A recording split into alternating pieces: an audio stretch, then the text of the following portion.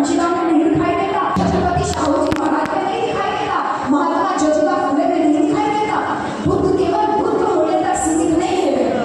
बुद्ध एक विचारधारा, एक विचार, एक क्रांति, वो क्रांति की चूहा अगली होती है, चूहा होता है। तो चूहा भी जो है ना पिंजरे में नहीं फंसता। आजकल वो जनता है कि पिंजरा मुझे फंसाने के लिए रखा है, लेकिन हम बुद्ध की बातों को नहीं मानते, इसलिए तमाम पिंजरे जो है हर साल हमारे लिए हर चुनाव के टाइम पे पिंजरा बिछाया जाता है। कभी 5 किलो राशन बांटा जाता है, चुनाव से पहले कभी 2-2 हज़ार 5-5 हज़ार रुपया बांटा जाता है। ऐसे तमाम प्रयोग, कभी मकान बांटा जाता है, हैंडपंप बांटा जाता है, हम तमाम प्रयोग लोग हैं। और जिस बात को साहब कांशी से ज्यादा जोर देता है कि खुद का शासन तभी हो सकता है आपका शासन हो। और आज भी इस बात का बोल है कि उनकी शिक्षाओं को सतत लागू करने का काम महाराजा अशोक ने किया था, सम्राट अशोक ने किया था। अगर वो बुद्ध की शरण में नहीं जाते तो भारत कभी बुद्ध में नहीं बन पाता। और सम्राट अशोक के शासनकाल में जितना बड़ा निर्माण हुआ, जितना भारत बुद्ध में हुआ, उस सपने को आगे ले जाने का काम बाबा साहब डॉक्टर अम्बेडकर ने 14 अक्टूबर 1956 को जो एक संदेश दिया बुद्ध की शरण में जाते हैं। और उसके बाद माननीय कांशीराम साहब ने कहा कि तुम्हें अधिकार दिया बाबा साहब ने, तुम्हें जो अधिकार दिए उन तमाम अधिकारों में जो सबसे बड़ा अधिकार मिला था वो था वोट का अधिकार मिला। और उस वोट के अधिकार के लिए जब साहब कांशीराम गाँव-गाँव पैदल साइकिल घूमते हैं तो क्या नारा देते हैं? कहते हैं वोट हमारा राज तुम्हारा नहीं चलेगा, नहीं चलेगा। साहब गाँव-गाँव घूमते हैं। ये जितने नौजवान बच्चे आपको दिख रहे हो, खाली नीला गमछा बांध लेना, नीला टैग लगा लेना मिशन नहीं है। मिशन वो है जो साहब कांशीराम हमको संदेश दे रहे थे, बुद्ध की तरह त्याग करके अपनी कीमत बता रहे थे, कह रहे थे तुम अपनी कीमत समझो। और जब कहते हैं वोट हमारा राज तुम्हारा नहीं चलेगा, नहीं चलेगा, इसका मतलब है कि जिसकी जितनी संख्या भारी उसकी उतनी हिस्सेदारी। हमारी संख्या ज्यादा है, हम 100 में 85 है। हमारा जब संख्या ज्यादा है तो वोट हमारा ज्यादा है, जब वोट हमारा ज्यादा है तो भागीदारी हमारी ज्यादा बन जाएगी। और इसी वोट की कीमत को साहब कांशीराम ने हमको और आपको कहा था कि अपने वोट को अपनी बेटी की इज्जत के बराबर समझना, वोट को कभी किसी कीमत पे बेचना नहीं। लेकिन अफसोस इस बात का है कि आज साहब कांशीराम नहीं है, साहब को हमने एक पार्टी तक सीमित कर दिया है। और इसीलिए कि जो साहब ने कहा था कि राजनीति चले ना चले, सरकार बने ना बने, सामाजिक परिवर्तन की गति कभी रुकनी नहीं चाहिए। साहब ने ये कहा था कि राजनीति उसी की मजबूत होती है जिसका समाज मजबूत होता है। साहब ने ये कहा था कि असली संघर्ष वो होता है जो सत्ता की कुर्सी को हिला देता है। लेकिन मेरे प्यारे भाई, ना तो हम बुद्धवादी बन पाए, ना तो हम लेखकवादी बन पाए, ना तो कांशीराम साहब के मिशन के सिपाही बन पाए।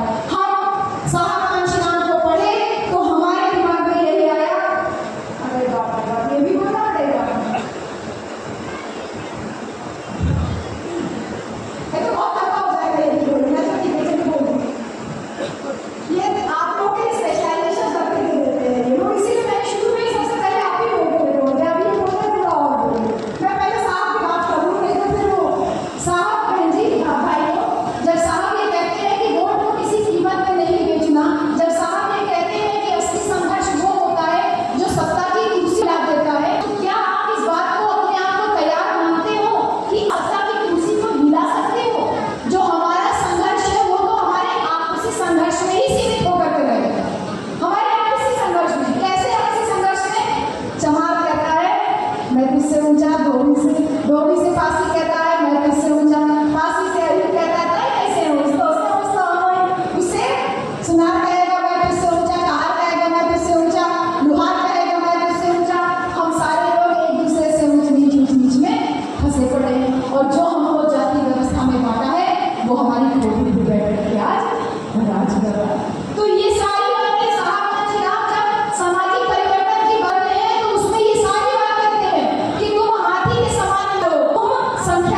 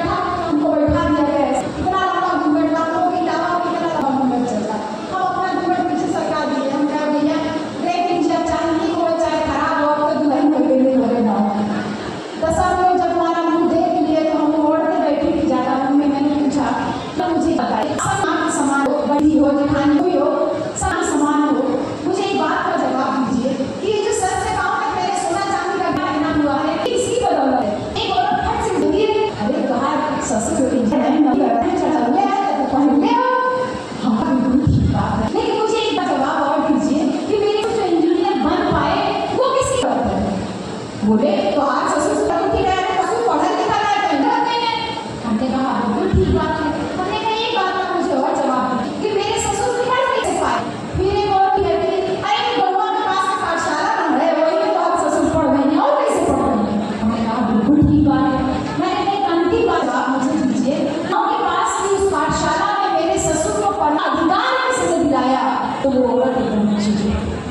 तब एक बेटी उठती है, आपकी जैसी औरत उठती है, उस पाठशाला गाँव की पाठशाला में अपने ससुर को अधिकार को मेरे बाबा साहब ने दिया। तब मैंने उनको कहा कि जब ससुर को पढ़ने का अधिकार मेरे बाबा साहब ने दिया तो क्या इसके साथ ही होना इससे वहाँ पर मैंने शांति रखना है? ये मेरे बाबा साहब से मेरे ससुर की वजह से नहीं। फिर मैंने उनको एक कहानी बताई जो बाबा साहब नावों में बनी थी, बाहर घेरे थे कि जब तक शुरुआत हुई ना, जब शुरू में जब पृथ्वी बनी, औरत आदमी बने, औरत आदमी के नहीं पता था औरत है, लेकिन साथ साथ रहने लगे, औरत आदमी साथ रहे तो लड़ाई होती है ना, कौन ज्यादा ताकतवर है, तो औरत और आदमी में लड़ाई कि कौन ज्यादा ताकतवर है। ये मैं कोई हवा नहीं रही है, बाबा साहब ने बात लिखी हुआ है। लड़ाई हुई तो आप सबको ही जाना और अशक्त लड़े, औरतों ने आदमियों को गिरा गिरा दिया, औरतें विजयी, औरतें ताकतवर साबित हुई। तो हम लोगों ने कहा कि भाई देखो अब तुमसे हम ताकतवर हैं, तो अब हम लोग ज्यादा कुछ काम वाम नहीं करेंगे, अब आप लोग जाइए बाहर जाके कमाइए कमाइए, और हम लोग घर में छप्पर वप्पर डाल के बकरी मुर्गी उर्गी पालेंगे और खाना वाना बनाएंगे, आराम से घर में महारानी भी बना रहेंगे। तो आज भी आदमी लोग बाहर जाके आप नौकरी कर पा रहे हो ना, ये हमारी वजह से, क्योंकि हमने आपको मौका दिया कि आप बाहर जाके नौकरी करो। और जो घर में रह के हम खाना बनाए, बच्चे पाल रहे हैं, आराम से रहते हैं, ये हमारी अपनी चॉइस थी बेटा, ये बाबा साहब कह रहे हैं। और उसके बाद थोड़ा समय बीता है तो आदमी औरत में फिर लड़ाई होने की बात होती है। आदमी कहता है कि ये देखो औरतें जो है बच्चे जो पैदा हो रहे हैं, इन बच्चों को भी हमारा नाम नहीं देती है, ये इतनी मजबूत है कि बच्चों को भी अपने नाम देती है, पा सकती है। तो पाटिल जी ने कहा एक बार फिर से हो जाए। रामचंद्र भैया कहते हैं ना ना लड़ाई नहीं होगी, जब लड़ाई हुई थी बहुत गिरा गिरा की थी, अभी नौकरी बन गई। तो पाटिल जी और रामचंद्र जी दोनों लोग, मैं शॉर्ट करके खत्म कर देती हूँ। पाटिल जी और रामचंद्र जी इस बात को कहते हैं कि भैया लड़ाई में बहुत मार खाए थे पिछली बार, वो चलो ठीक है अब की बात करते हैं कि ग्रुप में लड़ाई करते हैं। तो औरतों ही बताया गया, 4 आदमियों ने एक औरत को लिया, एक आदमी से लड़ सकती है, 2 आदमी से लड़ सकती है, लेकिन 4 आदमियों से नहीं लड़ सकती। हेलो, आप लोग थोड़ा धैर्य रखें और राष्ट्रीय अध्यक्ष जी के विचार को सुन के ही